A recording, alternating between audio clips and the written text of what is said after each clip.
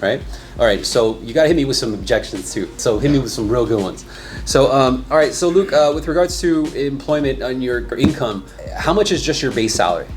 About 50,000. About 50,000, and then the rest is commission and bonuses? About 50,000 commission as well.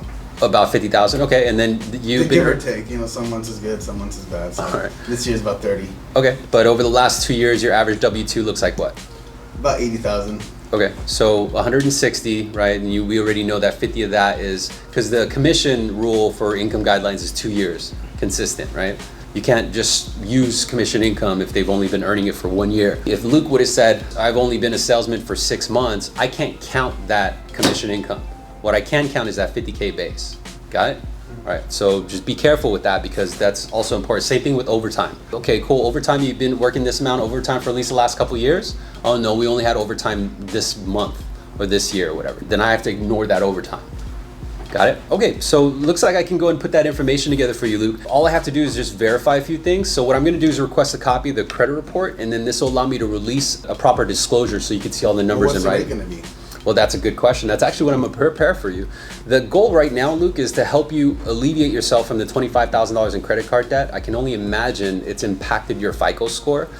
Fortunately, you haven't had any late payments on the mortgage, right? No. Not on the credit cards either? No, but 2017 I made good money, my credit was good, so I got a good rate, so I don't really know if I should do this refinance or not. Sure. Well, the alternative, Luke, is to continue paying minimum payments, let that $25,000 deteriorate your credit, live with less than 1 month of living inside your bank on a commission-based income. You did mention your income decline. Yeah, I'd only imagine you probably resort back to credit cards, but then that would increase your minimum payments, which in lieu of having a declining income, you're not really left with too many different options. So here, let's do this. If I show you what I can do for you and it doesn't make any sense, then by all means, at least you have the information to take action. But if you do have information that can show you how to, replenish your bank account, protect your FICO, remove $500 that you're spending towards in credit card debts, and protect your family, then at least you know you can take action on it now. So when I request a copy of your report, Luke, what's your date of birth? April 27th, 1980. And your social? Yeah. Right? See, a lot of times what happens where most agents go, they go in order. So they do the humda, right? Are you a man? Are you female?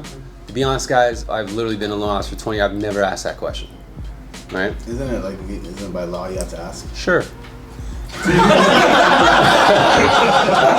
I've never asked that question. Okay. But it's gonna report you, right? Yeah, because why is because it has to sound like a conversation. Right? We are allowed to make our best guess. Are we not? Well, it says on the 1003 too, like sure. The visual. Yeah. So, but I've never asked. And I'm not saying it's a big deal. If you guys can't seem to get that out of your verbatim, continue doing it. But I don't do it at that time of right before asking the Social Security. Because I've turned myself into a tool. I'm just a, I don't want to say customer service rep for those of you who got heart for customer service rep. Now I'm a customer service rep. I have to keep my impression with the prospect as if I'm the subject matter expert and the authority to get him what he needs. So a few things to kind of pick apart from the conversation I just had with Luke is that I've listened. Not only that, but I was more focused on the result in helping him rather than interest rates.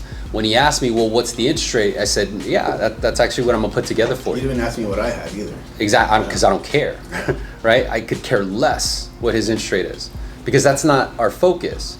If I asked him what his interest rate is and he says, I got a 3.75, now I just planted that in the conversation and I also mess with my own psyche and saying, now I gotta beat 3.75? Make sense? Though my whole message will change. Here's another rebuttal, like, I got a good rate, what about a HELOC? I was thinking about doing that. Yeah, not a problem. So equity lines of credit are pretty useful. Unfortunately, the only real downside of it, Luke, is that they're adjustable rates. And some of these have cap rates of 18%. Now, where we are in the market, I would imagine that the market rate could possibly increase, but how it actually affects the equity line of credit is the rate increases and the payment increases as well. It's kind of like having a credit card attached to your house for collateral. The only reason why I would say avoid an equity line of credit is because it compounds interest daily and it's not tax deductible. But if you're qualified, I'll show you what that looks like. Here, watch, let me show you. What's your date of birth? Does that make sense? Yeah. So you're always bringing it right back.